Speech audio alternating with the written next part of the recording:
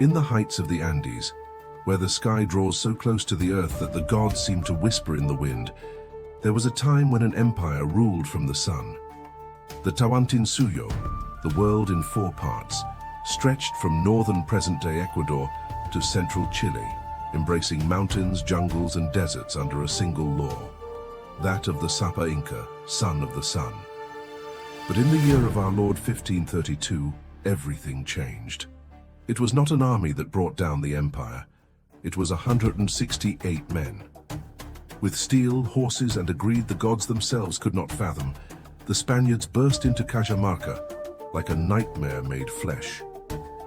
Atahualpa, the last Sapa Inca of undisputed splendor, was captured in a treacherous ambush and executed after filling a room with gold. And even that was not enough. The empire did not die in Cajamarca. It fractured. While the conquistadors divided the spoils and titles among themselves, a shadow withdrew eastward, toward the green abysses of the Cordillera. There in the mists of Vilcabamba, a young Inca prince, the brother of the slain king, vowed never to surrender. His name was Manco Inca Yupanqui. At first, he had believed in the Spaniards. He had even collaborated with them, crowned by their hands as the legitimate king. But soon he grasped the truth. There could be no alliance with those who respected neither the living nor the dead. When Pizarro and his brothers humiliated him, sacked his palaces and violated his women, Manco Inca rose in rebellion. With fire in his heart and stones in his hands, he launched an epic siege against Cusco in 1536. For 10 months, the Incas laid siege to the sacred city, burning churches built atop ancient temples, cutting roads and trapping the invaders like rats in a cage. But steel, firearms, and invisible diseases, smallpox, measles, typhus, accomplished what warriors could not. Manco Inca retreated, not defeated, regrouped. And from that retreat, Vilcabamba was born. The last free kingdom of the Tawantinsuyo, a stronghold hidden among impassable mountains and devouring jungles, where the sun still rose over an Inca throne. There, for more than 3 decades, 3 generations of royal blood resisted. First, Manco. Then his son Sayri Túpac, who, weary of war, accepted a pact with the Spaniards. He would leave Vilcabamba, receive lands and titles, and abandon the dream of restoration. Many called him a traitor, others a realist. But the fire did not go out. He was succeeded by Titu Cusi Yupanqui, Sayri Tupac's brother. Shrewd, educated, bilingual. Firm in the Inca faith, though he wore Dominican robes to negotiate. Under his rule, Vilcabamba survived by both sword and pen. He wrote a chronicle filled with sorrow and pride, denouncing Spanish lies and defending his people's nobility. But in 1571, Titu Cusi died suddenly. Rumors spread like lightning. Was he poisoned by Spanish friars or felled by fever? No one knew for certain. What was certain was this: a new king ascended the throne of Vilcabamba, young, reserved, devout, son of Manco Inca, younger brother of Titu Cusi. His name, Túpac Amaru. In Quechua, Túpac Amaru, shining serpent. He was neither a warrior like his father, nor a diplomat like his brother. He was a priest of the sun, a guardian of rights, a man who preferred temples to battlefields. But fate did not ask if he wanted the crown. It imposed it upon him, and at that very moment, over 300 leagues away in the Viceroy's palace in Lima, Francisco de Toledo heard the news and smiled. Toledo was a Castilian nobleman, cold as marble, obsessed with order, obedience, and the law of the King of Spain. He had come to Peru with one clear mission: to finish what Pizarro had begun. He would tolerate no kingdoms within the kingdom. He would not allow a rebel Indian to rule in the shadows, like a ghost of the past denying Spanish victory. Vilcabamba was not merely a refuge, it was an affront. Toledo sent emissaries. He demanded total submission. Túpac Amaru, prudent enough to know his weakness, tried to negotiate. He offered loyalty in exchange for autonomy. But Toledo did not negotiate with ghosts. He exorcised them. In April 1572, the viceroy ordered a military expedition, not a raid, an eradication. Thousands of soldiers, indigenous allies, friars, spies, advanced into the mountains like a tide of iron and cross. Túpac Amaru, with barely a few hundred warriors, knew he could not win, but neither could he flee, because fleeing would mean the sun would be extinguished forever. When the Spaniards surrounded Vilcabamba, the Last Supper Inca did the unthinkable. He surrendered, not out of cowardice, but out of mercy. He had seen what the Spaniards did to peoples who resisted. Women raped, children enslaved, temples reduced to ashes. He chose to give his life rather than condemn his people to annihilation. He was captured without resistance, chained like a bandit. And so, with chains on his feet and dignity in his eyes, Túpac Amaru I began his final march from the heart of the last Inca kingdom to the center of colonial power, to Cusco, where the world he had known would be judged, condemned, and beheaded.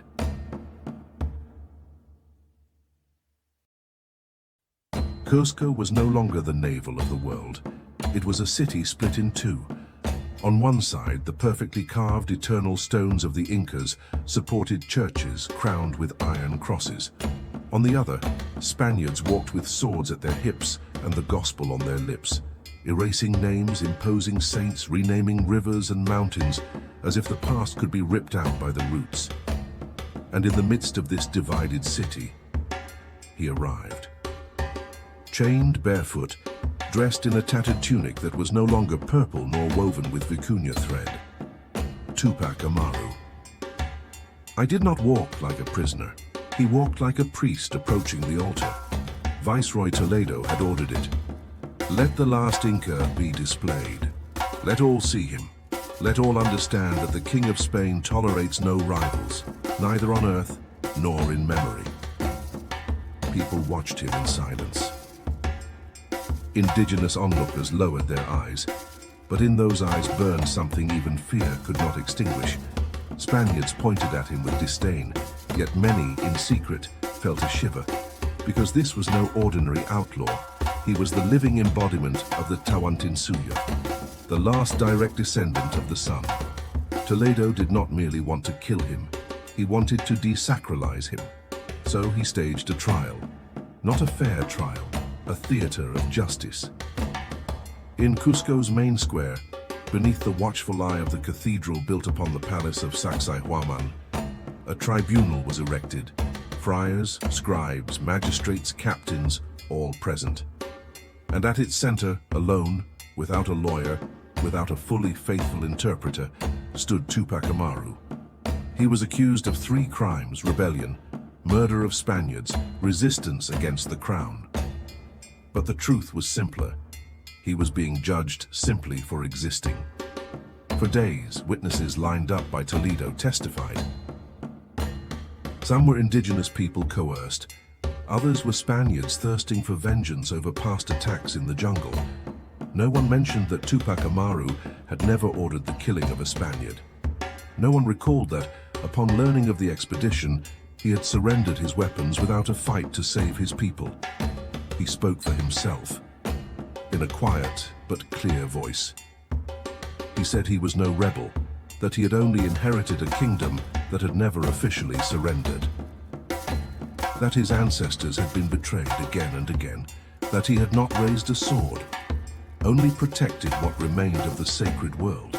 But his words vanished into a system that had already pronounced its verdict before the first testimony.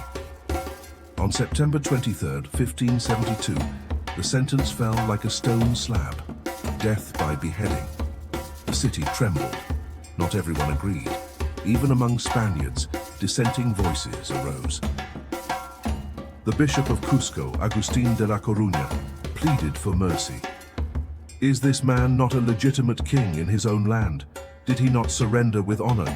Is exile not enough? Toledo would not relent. "A living Indian king is a seed of rebellion," he said, "and a seed must be burned before it sprouts." But history holds an unexpected twist. The night before the execution, a man knelt before Túpac Amaru in his cell. It was a Dominican friar, Fray Diego Ortiz. He offered him baptism. He offered him God's forgiveness and if he renounced his gods. Túpac Amaru stared at him for a long time. Then he replied, "I already have a God. It is the sun. And even if you cut off my head, it will still rise each morning." Yet in the end, he accepted baptism, not out of fear of hell, but as a supreme act of spiritual strategy. If the God of the Spaniards was so powerful, perhaps he would hear his final prayer. He was baptized as Diego, but the people never called him that. On the morning of September 24, 1572, Cusco awoke in silence. The streets were full, not with shouts, but with held-back tears. Túpac Amaru walked toward the Plaza del Gran Chapacñan, now called Plaza de Armas, with his head high. He wore a white tunic. At his neck, hidden beneath the cloth, a small ilapa, the sacred lightning bolt. He climbed the scaffold. He asked for no pardon. He uttered no curse. He simply looked eastward, where the sun began to gild the Andes. And he spoke in Quechua, so only his people would understand. "Cutimunca, I will return." Then, the sword fell. The last Sapa Inca dropped to his knees. His blood soaked the stones of Cusco, and with it, the Inca Empire ceased to exist as a political entity. But something curious happened. While Spaniards celebrated the end of the Inca rebellion, indigenous people secretly gathered the earth stained with his blood. They took it home. They stored it in small ceramic vessels. And every dawn they prayed to it, because in the Andean world, death is not the end, it is transformation. Túpac Amaru was no corpse. He was a seed. And Toledo made his first mistake. He killed the man, but immortalized the symbol. For centuries, in forgotten villages of Peru, in the ravines of the Altiplano, in Quechua and Aymara communities, elders told the story of the last Inca who chose death over surrendering his dignity. They called him Amaru, the serpent who returns. Because in Andean cosmology, the serpent is no symbol of evil. It is a being of rebirth, of cycles, of cosmic justice.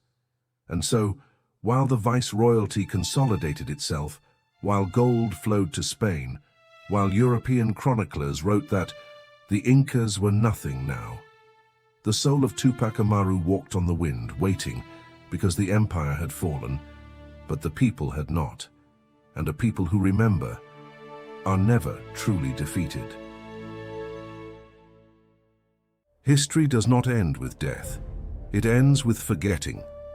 And Túpac Amaru was never forgotten. For 100 years, his name was whispered in the cold Andean nights, in cornfields, in women's weavings, in shepherds' songs. Not as a defeated king, but as a sleeping guardian. Because in the Andean world, time is not a straight line, it is a circle, and everything that falls rises again. In 1742, an indigenous man named Juan Santos Atahualpa rose up in the central jungle of Peru. He proclaimed himself a descendant of the sun. He vowed to expel the Spaniards. And though his rebellion did not succeed, it planted an idea: the Tawantinsuyo could be reborn. But it was in 1780 that the echo became thunder. In the southern highlands of Peru, a mestizo cacique, educated, cultured owner of land and muleteers, watched in fury as indigenous people were whipped under the mercantile reparto system, as their children were torn away for forced labor, as taxes stripped them of both corn and dignity. His name was José Gabriel Condorcanqui, a descendant through his mother's line of the Incas of Vilcabamba. And one day, before his followers, he did something that shook the foundations of the viceroyalty.